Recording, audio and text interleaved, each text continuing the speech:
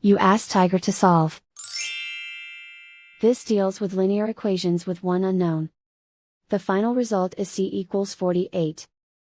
Let's solve it step by step. Group all constants on the right side of the equation. Subtract 25 from both sides. Simplify the arithmetic.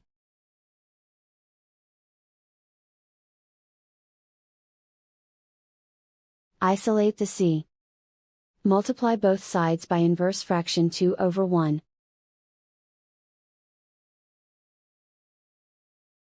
Group like terms. Multiply the coefficients.